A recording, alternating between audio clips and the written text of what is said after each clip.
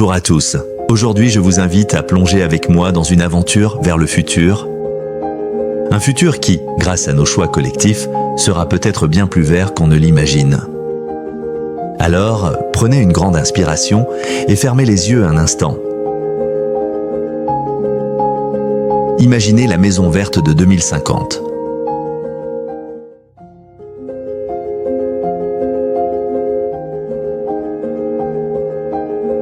Regardez cette maison, peut-être ressemble-t-elle à la vôtre, ou peut-être pas tout à fait encore.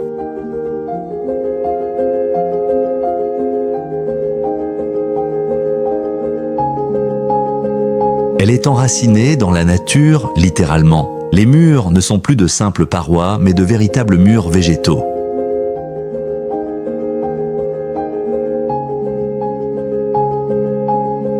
La façade en bois recyclé accueille des plantes qui filtrent à l'air, régulent la température et offrent un abri aux insectes pollinisateurs.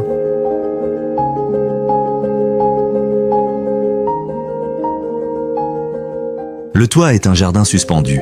Là-haut, au lieu de tuiles ou d'ardoises, on cultive des herbes aromatiques, des légumes, des fleurs sauvages.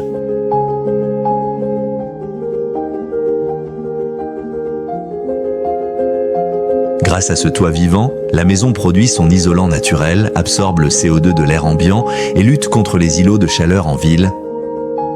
Mais il ne s'agit pas que de verdure. Sur la toiture, des panneaux solaires nouvelle génération épousent la forme des plantes. Ces modules sont puissants, recyclables et même biodégradables. Ils alimentent l'ensemble de la maison en énergie propre. Le surplus, il va alimenter les voisins ou recharger des véhicules électriques en partage. Dans le sol, de la géothermie. En hiver, la chaleur remonte doucement, réchauffant chaque pièce avec constance. En été, c'est la fraîcheur du sous-sol qui vient apaiser la maison sans besoin de climatisation vorace en énergie. À l'intérieur, la lumière naturelle circule grâce à de larges baies vitrées orientées stratégiquement. Les matériaux sont tous biosourcés, chanvre, bambou, terre crue. Même les peintures et les vernis sont issus de formules végétales sans émissions toxiques.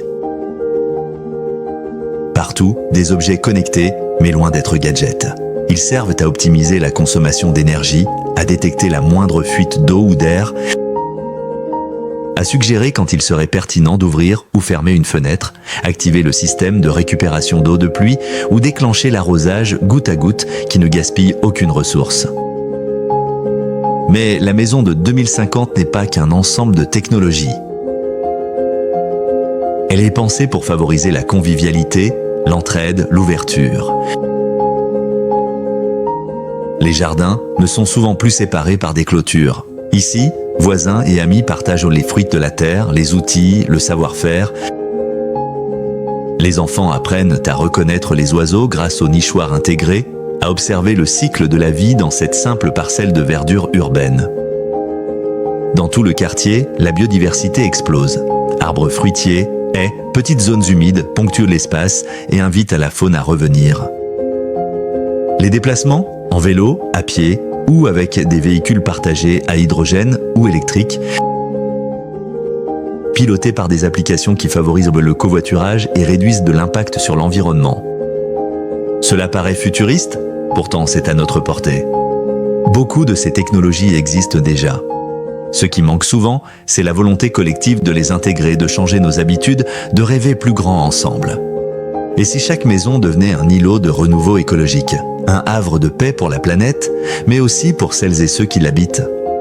La maison verte de 2050, ce n'est pas juste une utopie, c'est le fruit des choix de chacun aujourd'hui.